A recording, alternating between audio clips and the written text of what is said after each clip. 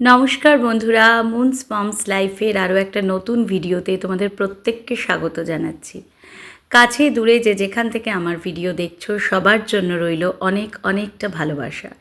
এই ভিডিওটা তোমরা দেখছো 25শে নভেম্বর সোমবার সকালের ভিডিও।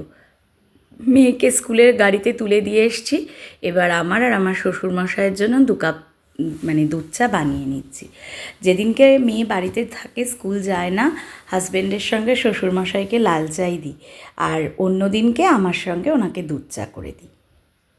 গুড মর্নিং বন্ধুরা, এখন ঘড়িতে বাজে সকাল 8:30। আজকে মেয়ে স্কুলে গেছে, আজকে ফিজিক্স পরীক্ষা। উঠেছি সকালবেলা 5:15-20 উঠেছি। একবার ভাবলাম যে ভিডিওটা অন করি, ক্যামেরাটা অন করি, ফোনের ভিডিও করব, কিন্তু কি বলো তো, তাড়াহুড়ো থাকে, তো তখন ভাবলাম থাক, পরে করব চলে গেলে। কালকে রাতেই চিলি চিকেন করে রেখেছিলাম ওর জন্য একটু, কারণ রুটি দিয়ে চিলি চিকেন নেবে বলল, তো চিলি চিকেন করে রেখেছিলাম। কারণ শীতকাল তো, সকালবেলা উঠে চিলি চিকেন করা, রুটি করা ভীষণ চাপ হয়ে যায়।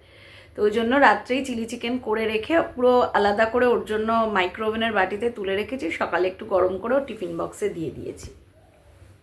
আর ওকে গাড়িতে তুলে ঘরে এলাম আমি আর আমার হাজব্যান্ড, ওই 7:20 এবার এসে না একটুখানি দুজনে বসে বসে গল্প করলাম, কথা বললাম, এসব করে তারপরে চা বানালাম।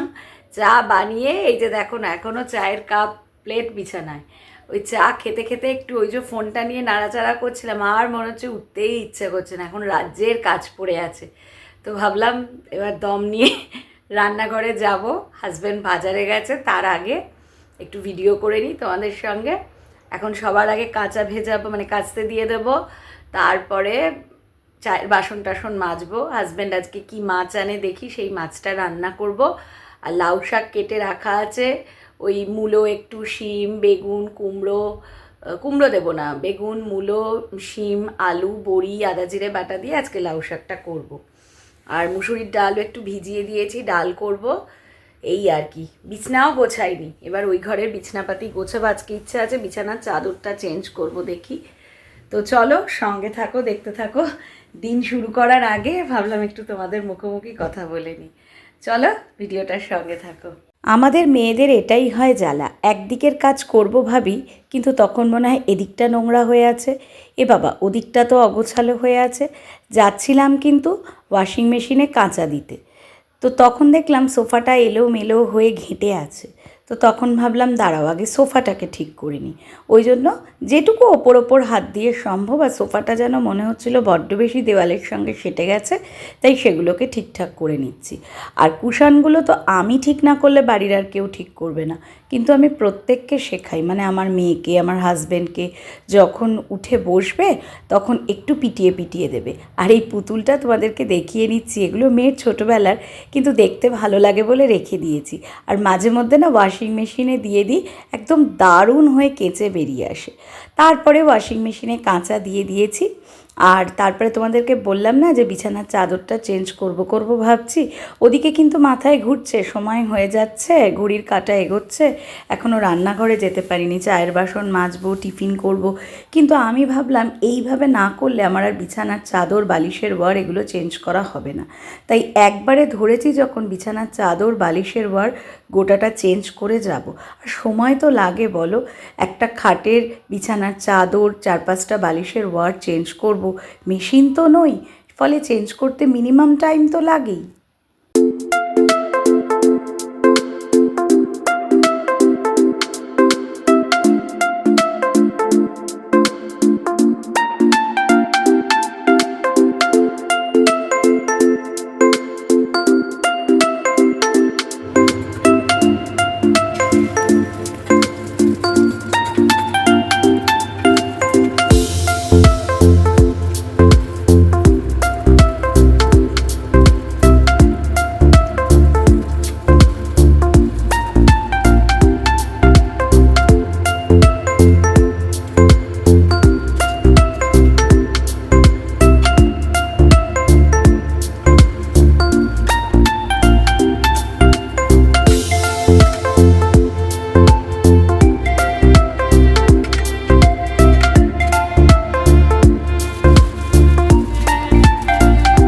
আমিও ডিম টোস্ট খেয়েছি, কিন্তু দেখালাম যে আগের দিনের ছোট পাউরুটিটা রয়েছে, আমি ভাবলাম নষ্ট করব কেন, ওটা দিয়েই আমি খেয়ে নিই। আর হাজব্যান্ডকে আজকে রান্না পাউরুটিটা থেকে করে দিলাম। আর আগের দিনের পাউরুটিটার আজকে অবধি ডেট ছিল। এবার রান্নাঘরে এসছি, আর তাড়াহুড়ো করলে না আজকাল আমি দেখেছি আমার যেন আরও কাজে ভুল হয়। ওদিকে লাউ শাকটা কাটাই ছিল, আর সঙ্গে একটু শিম, আলু, বেগুন, মূলো সেগুলোও কেটে রাখা ছিল। শুধু আলুটা আমি সকালবেলা হাজব্যান্ড বাজার থেকে এসছে পরে এক ফাঁকে দুটো আলু কেটে ধুয়ে রেখেছিলাম। এইবার কড়াইতে একটুখানি পাঁচফোড়ন, তেল গরম করে পাঁচফোড়ন, শুকনো লঙ্কা দিয়ে পুরো শাক পাতা দিয়ে দিয়েছি। বললাম না তাড়াহুড়োতে বড়ি ভাজতেই ভুলে গেছি, বড়িটা তো আগে ভেজে তুলে রাখতে হতো।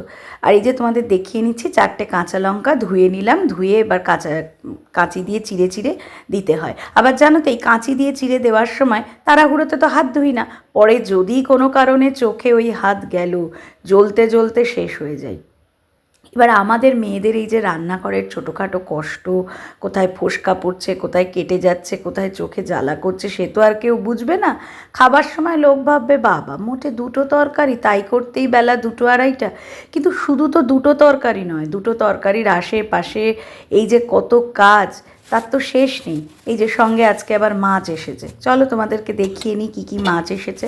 এই যে আজকে করব পার্শে মাছ, দেখিয়ে নিলাম। এই যে পার্শে মাছ ভালো করে 2-3বার ধুয়ে নুন হলুদ মাখিয়ে রেখে দেবো। পার্শে মাছ বেগুন আলু দিয়ে আজকে ঝোল করব ভেবেছি। আর সঙ্গে পরপর আরও যা যা মাছ আছে সেগুলোও তো ধুতে হবে। ওইদিকে লাউ শাকটাকে আদা জিরে বাটা, কাঁচা লঙ্কা, হলুদ গুঁড়ো, লঙ্কা চিড়ে দিয়েছি, নুন আর একটু মিষ্টি নামাবার আগে দিয়েছি।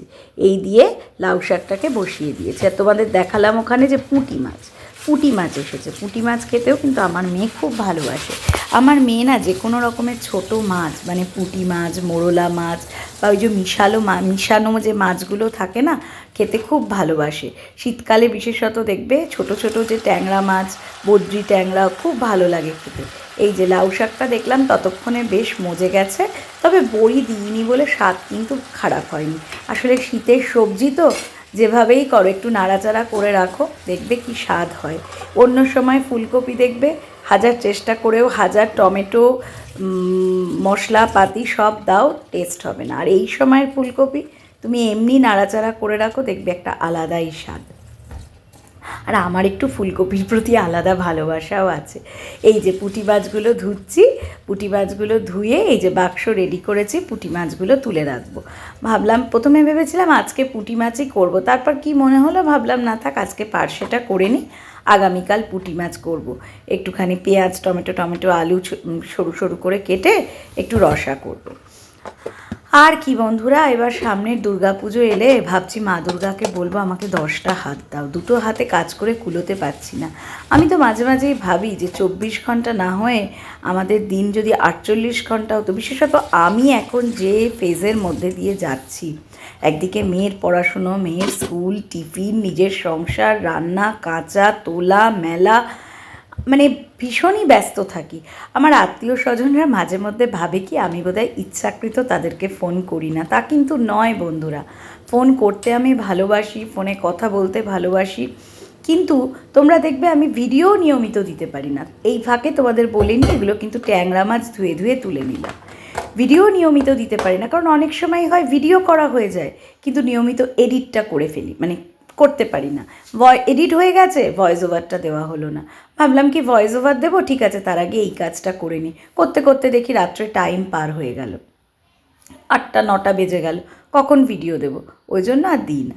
তো ওদিকে দেখো পার্শে মাছটা ভাজছিলাম, আর পার্শে মাছটা ভাজতে ভাজতেই মানে গ্যাস কমিয়ে ঢেকে ঢেকে একটু ভাজছি মিডিয়াম করে, কারণ ইদানিং না দেখি প্রচণ্ড তেল ছেটে যে কোনো মাছই, সারা রান্নাঘর তেল তেল হয়ে যায়। আর ভাবলাম ওদিকে আরেকটা গ্যাসে আমি এক ফোড়ন দিয়ে মুসুরির ডাল করছি। তোমরা যারা এভাবে ডাল করো না তারা হেসো না, আমি মাঝে মধ্যে খুব তাড়াহুড়ো করে এভাবে করি। তবে অবশ্যই ডাল সেদ্ধ করে আলাদা করে ফোড়ন দিয়ে করলে তার স্বাদই আলাদা, কিন্তু খুব তাড়াহুড়ো থাকলে এভাবে করতে পারো।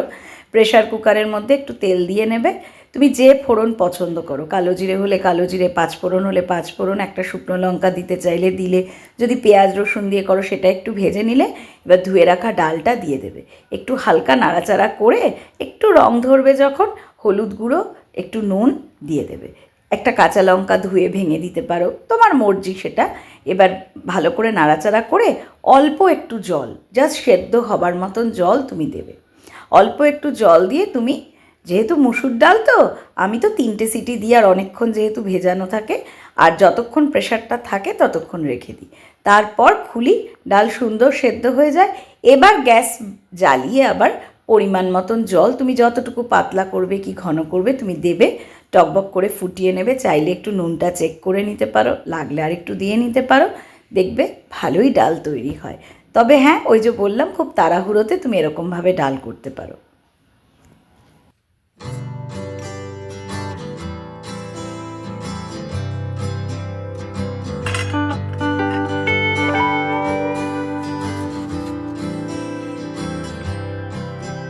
আর বন্ধুরা, এখানে পুজো দিতে দিতে তোমাদের দেখিয়ে নিলাম যে ওই ধূপটার নাম হচ্ছে হরি পূজা। এত সুন্দর গন্ধ। আমি যে পুরীতে গেছিলাম, হ্যাঁ দাম নিয়েছিল, এক প্যাকেটের দাম 260 টাকা নিয়েছিল, কিন্তু ধূপ কাঠিও অনেক আছে, আর গন্ধটা অপূর্ব। মানে তোমার না গন্ধটা মন ভরে থাকবে।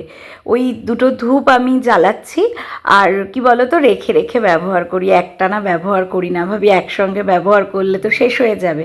আমি যে পুরী বেড়াতে গেছিলাম, পুরী থেকে পুরীর ওই ভিক্টোরিয়া হোটেলে তো আমি ছিলাম, ভিক্টোরিয়া হোটেলেই বিক্রি হচ্ছিল, মানে হোটেলের যে মানে হোটেলে একটা কাউন্টার আছে, তুমি জিজ্ঞেস করলেই তোমাকে দেখিয়ে দেবে। ওখানে ধূপ, ওই রূপোর জগন্নাথ সব ওখান থেকেই আমি এনেছি। খুব সুন্দর ধূপটা, মানে স্টিকও কিন্তু অনেকগুলো আছে। তুমি যদি দুপুরে, মানে আমি যদি দুপুরে জ্বালাই, সন্ধেবেলাতেও মনে হয় হালকা একটা সুন্দর গন্ধ পাওয়া যাচ্ছে। তো যাই হোক, এই সময় 2:15-20 বাজে, তোমাদের দেখিয়ে নিচ্ছি যে পেঁপে সেদ্ধও করেছিলাম, ওদিকে লাউ শাক করেছি, মুসুরির ডাল করেছি, আর আলু বেগুন দিয়ে পার্শে মাছের ঝোল করেছি। খাবার বাড়তে চলে এসেছি, ভাবলাম আগে পেঁপে সেদ্ধটা মেখে নিই। আমি কিন্তু খাবার বাড়তে এসে সবসময় আগে আমার শ্বশুরমশাই আর হাজব্যান্ড 2টো থালাই বাড়ি। তাড়াহুড়োতে ভিডিও করি তো, হয়তো 2টো থালা অ্যাট এ টাইম সবসময় দেখিয়ে উঠতে পারি না, কিন্তু 2টো থালাই একসঙ্গে বাড়ি, আর আমি ওদেরকে দিয়ে তারপরে বসি। হ্যাঁ, একাধ সময় যে আমি একা আগে খাই না তা নয়, যেদিনকে খুব খিদে পায় বা আমার কোথাও যেতে হবে তাড়াহুড়ো, সেদিন কিছু করণীয় নেই, আমাকে খেয়ে নিতে হয়। আর এই যে দেখো, এখানে পেঁপে সেদ্ধটা মেখে নিচ্ছি, এর মধ্যে একটা আলু দিলেও কিন্তু খেতে বেশ ভালো লাগে। আমি তোমাদেরকে এর আগেরও একটা ভিডিওতে বলেছিলাম যে ইদানিং আমি মানে খাবারের থালায় দুপুরে একটু সেদ্ধ রাখতে চেষ্টা করি, কখনো কুমড়ো সেদ্ধ, কখনো কুমড়ো আলু সেদ্ধ, কখনো পেঁপে সেদ্ধ, শিম আলু পেঁপে এরকম সব কিছু। দেখো না, চিন্তা করছি যে কি করব, মাঝে মাঝে এরকম হয়, দেখবে বেশি তাড়াহুড়োতে মাথাটা কাজ করে না, তারপর মনে পড়লো ও ভাতের থালা নেব, সামনেই ধুয়ে কিন্তু রেখে দিয়েছি। তো যাই হোক বন্ধুরা, এই যে হাজব্যান্ডের ভাতটাই আগে বেড়ে নিচ্ছি, ভাত দিয়ে দেব, সঙ্গে পেঁপে সেদ্ধ আর লাউ শাকটাও দিয়ে দিয়েছি, আর একটা প্লেটের মতন বাটিতে একটা পিস পার্শে মাছ আর আলু বেগুন দিয়ে ঝোল করেছি। তবে আজকের আলুগুলো বাজার থেকে এত ছোট ছোট এনেছে যে মাছের ঝোলের মতন লম্বা লম্বা আলু কাটতে পারিনি, আমাকে তরকারির মতন ডুমো আলু করতে হয়েছে। আর বেগুনও মানে ওই পালং শাকে দিয়ে বেশি ছিল না, ফলে ছোট ছোট টুকরো হয়ে গেছে, ফলে বেগুনগুলো একটু মানে গলা গলা মতন হয়ে গেছে, কিন্তু খেতে খারাপ হয়নি। আলু বেগুন দিয়ে মাছের ঝোলের একটা আলাদাই স্বাদ হয়, দেখবে। এই যে লাউ শাকটা এখানে দেখিয়ে নিলাম, ভালোই হয়েছে খেতে লাউ শাকটাও। আর আমার ভিডিও তোমরা যারা যারা পছন্দ করছো তাদেরকে অসংখ্য অসংখ্য ধন্যবাদ। যারা অলরেডি আমার চ্যানেল ভিজিট করেছো তাদেরকেও ধন্যবাদ, যারা সাবস্ক্রাইব করেছো তাদের প্রতি অনেক ভালোবাসা, আর যারা সুন্দর সুন্দর কমেন্ট করো আমাকে, তাদের প্রতিও রইল অসংখ্য অসংখ্য ধন্যবাদ এবং ভালোবাসা। আমার ইচ্ছা আছে কিছুদিনের মধ্যে আমি একটা লাইভ শো করব, তোমরা সবাই জয়েন করবে সেই লাইভ শোতে, এবং আমি তোমাদের আগে থেকেই জানিয়ে দেবো যে কবে আমি লাইভে আসব। আর এখানে তোমাদের পার্শে মাছটা দেখিয়ে নিলাম, কিন্তু দেখাতে ভালো পারলাম না, কারণ দেখলাম বাটিটা তো একটু দাবানো, মাছটা ভালো দেখা যাচ্ছে না। তো যাই হোক, আমি পরে কিন্তু মাছটা তোমাদেরকে দেখিয়েছি। আর তোমরা কিন্তু সকলে নিজেদের শরীরের খেয়াল রেখো, নতুন ঠান্ডা পড়ছে, সকলে খুব খুব ভালো থেকো, সুস্থ থেকো, সাবধানে থেকো। আজকের ভিডিও এই পর্যন্তই রাখলাম, খুব তাড়াতাড়ি নতুন আরেকটা ভিডিও নিয়ে তোমাদের কাছে আসছি। ততক্ষণ পর্যন্ত কিন্তু নিজেদের খেয়াল রেখো, পরিবারের প্রতিটা মানুষকে ভালো রেখো, সুস্থ রেখো। আজকের মতো টাটা।